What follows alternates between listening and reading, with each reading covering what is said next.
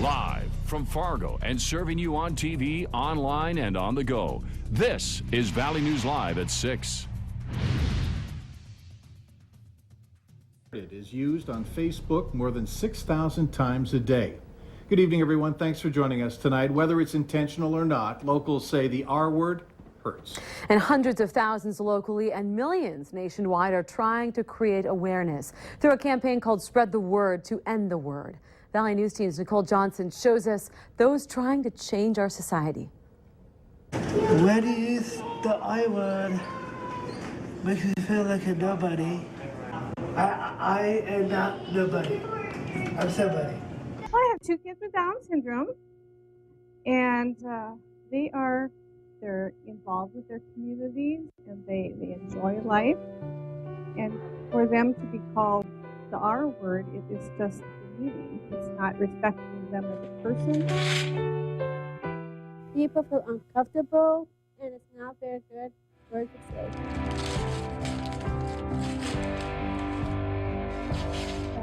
Trying to encourage people to see if we are respected enough for other people so we can treat others with respect.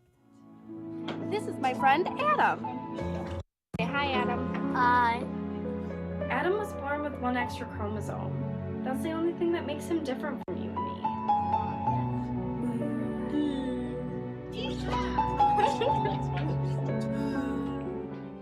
about showing respect, and that respect comes through our actions, through our words. And if people are just blatantly throwing our word out there, it really does disrespect not only the person who might have a disability, but all of those people around them. When you use the I word, it makes people feel really bad for themselves. And sometimes you have to think about that before you say it. That was Valley News Team's Nicole Johnson reporting. If you want to pledge to end the R word, log on to valleynewslive.com and then click on this story.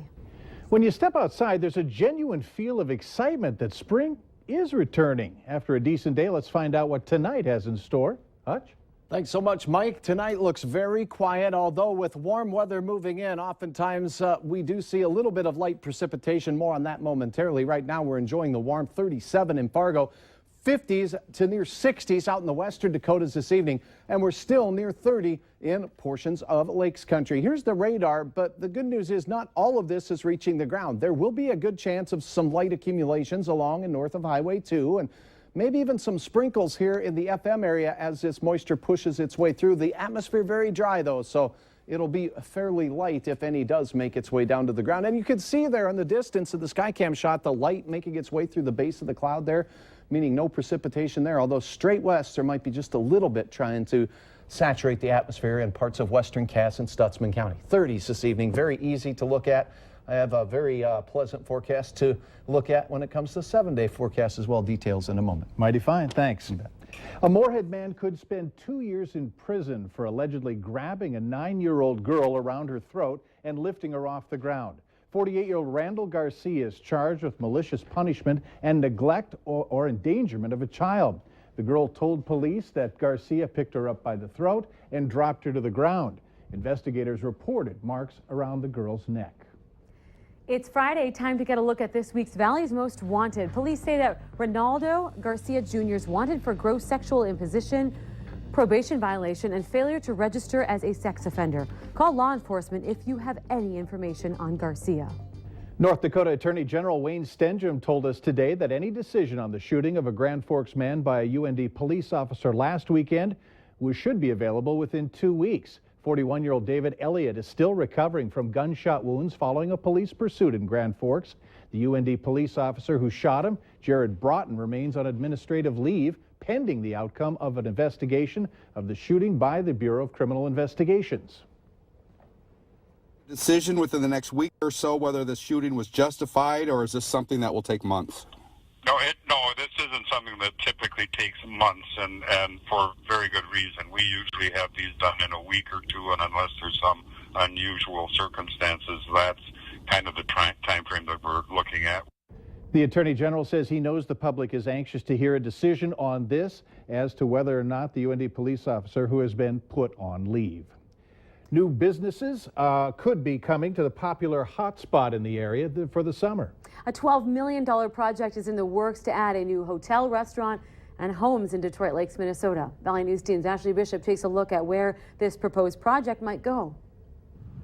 The 4-story hotel, restaurant, and 9-unit condo complex will sit at the corner of Washington Avenue and Westlake Drive.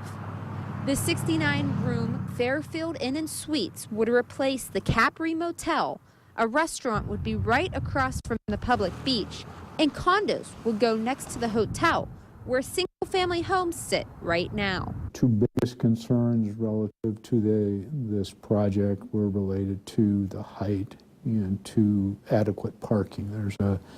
If you're familiar with Detroit Lakes, there's the public park and the pavilion, and in the summer there's already a shortage of parking if you have a major event at the pavilion, for instance. Just yards away from Little Detroit Lake is where a new hotel and restaurant could soon be built. But not everyone is happy about that.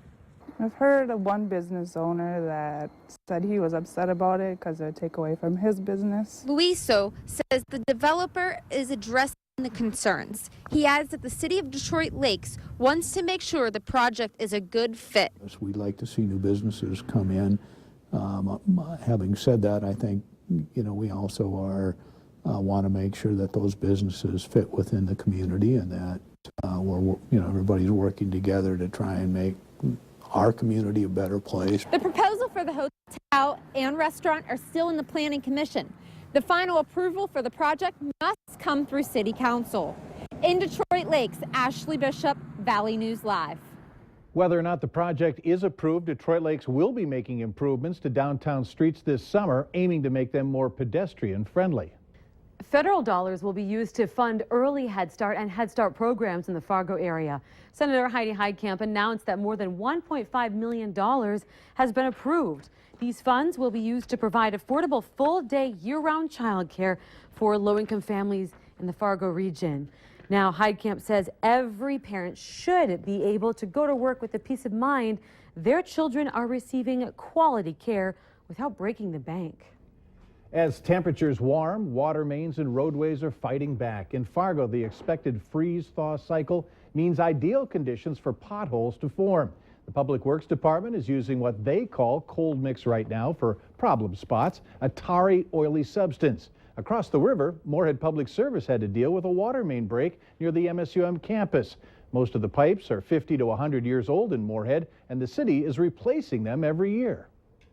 About 1 to 2 miles per year of water main has actually reached its end of life, so it's past its design life for usefulness. Moorhead Public Service had 20 water main breaks this past winter, mostly because of the cold. And the rising temperature forecasted for the weekend has Becker County Sheriff's Department officials reminding those on the ice to be careful when they go out. They say the ice is still good, but they do advise people to check with local businesses around the lakes about the ice conditions. Now, if you're driving on the ice, the Sheriff's Department recommends that you have your windows down. Make sure your car doors are unlocked, even leave them open just a little bit, so if the vehicle was to go in the water, you have a quick, easy escape to get out. This winter in Detroit Lakes, they have had 2 cars partially go into the lake. 9-year-old Zachary Rummel from Moorhead was diagnosed with a very rare tumor located on his brainstem back in January. The tumor is inoperable because of its location, and because this tumor is so rare, Zachary has been receiving treatment at St. Jude's in Tennessee. A benefit is happening right now. It's over at the Bowler in Fargo for little Zachary. There's a live auction that begins at 7:30. You're going to be able to buy baked goods and craft items. Lend a Hand is matching up to $5,000 in funds raised tonight for the Rummel family. So get out and show your support. Remember to like Valley News Live on Facebook. You can follow the latest news, weather, and breaking news updates anytime on your feed. Just search Valley News Live, like our page, and you'll stay informed throughout the entire day. Well, later on Valley News Live at 6, a longtime business in South Fargo is closing its doors for good. Some fire in the western sky as we enjoy a gorgeous sunset. Some of us will see flakes, but all of us warmer weather. Details in your forecast are next.